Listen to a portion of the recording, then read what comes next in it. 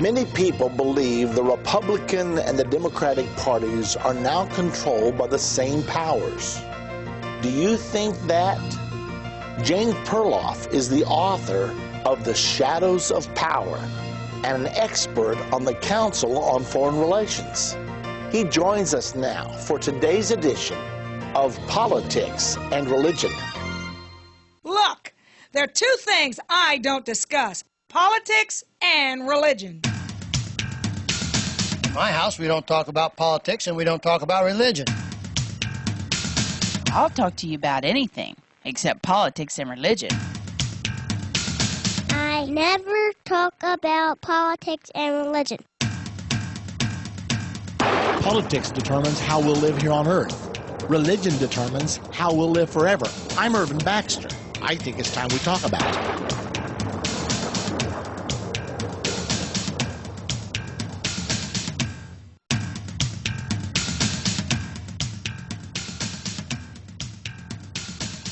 Today we're going to be talking about something that every American should know. As a matter of fact, every person on earth should know.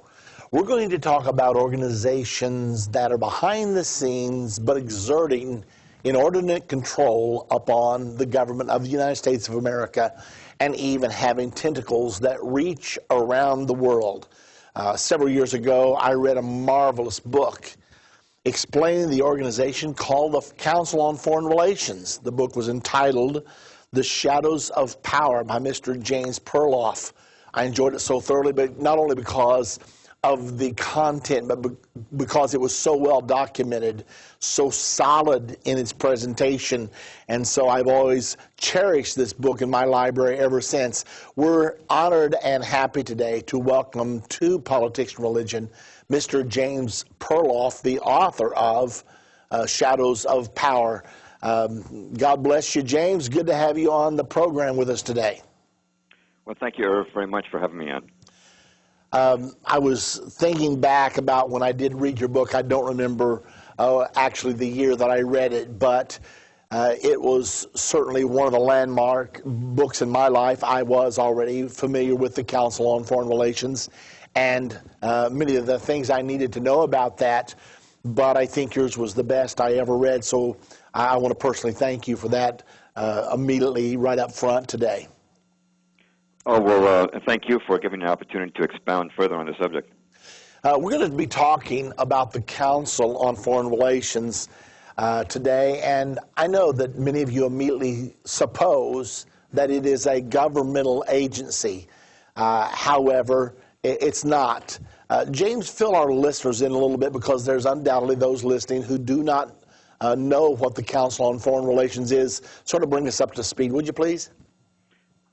Yeah, the Council is a private group, but a very powerful group that has members who are in media, CEOs of multinational corporations, people in the media, people in banking, and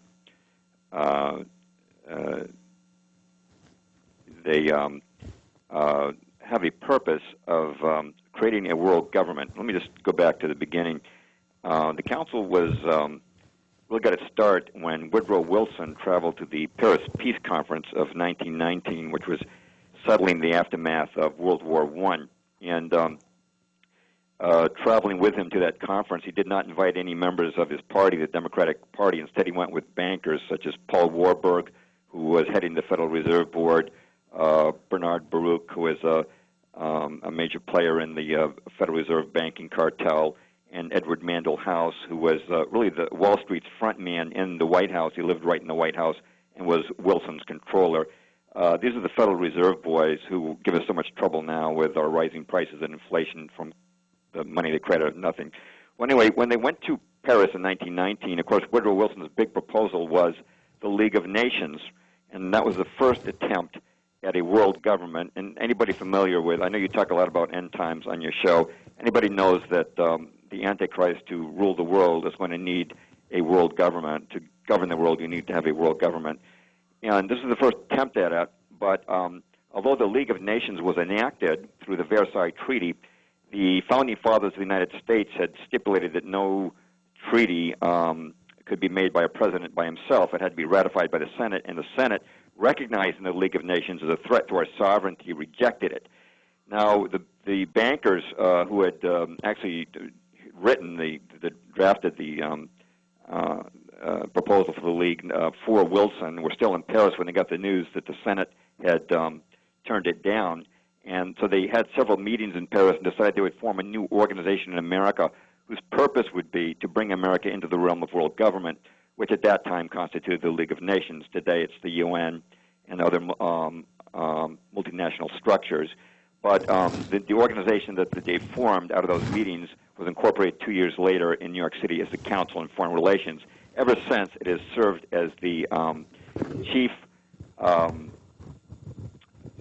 place where presidents draw their cabinet and top sub-cabinet level personnel.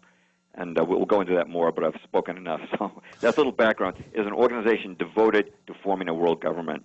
Now, I was really surprised a few weeks ago to stumble across some interesting information. You mentioned Mr. Paul Warburg, and I believe he was the driving force behind the establishment of the Federal Reserve. But in addition to that, I found out that he was also a trustee for the Council on Foreign Relations, and then I found out he was a board member for the Brookings Institute, the foremost liberal think tank. So he had his fingers in just about everything back in those days, didn't he? Yes, as many of those guys do. And, of course, he actually was also appointed by Woodrow Wilson to head our delegation to the Paris Peace Conference, which is ironic because we just fought a war with Germany. And he was a recent immigrant from Germany. It made no sense unless you consider the power factor and the money factor. You've got to follow the money, and then you start to understand what's happening in America. It really was the Warburgs, the Rockefellers, and the J.P. Morgan interests that were behind the Council on Foreign Relations. And, of course, David Rockefeller was chairman of the Council on Foreign Relations for many years and still is the honorary chairman.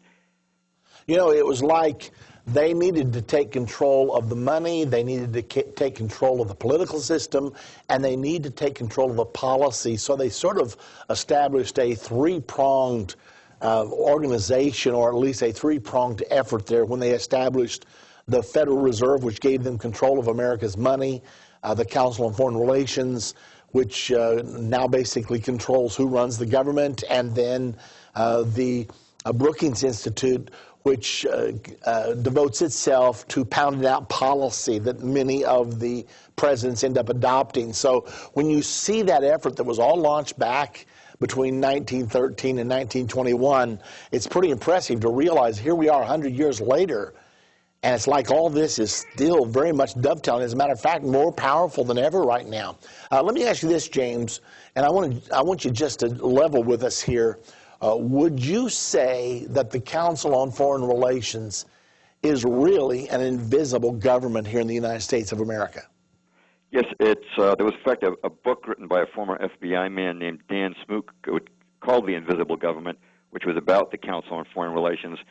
It's invisible in the sense that the public doesn't know about it. In fact, during the first 36 years of its history, no article in any major newspaper or magazine had ever appeared on it. It wasn't until an article in Harper's in 1958 by Joseph Kraft called School for Statesmen appeared that the public had the first inkling that this organization, which had drafted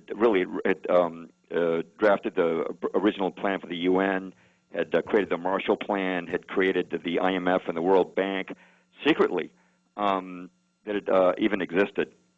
So I lost track of your question, though.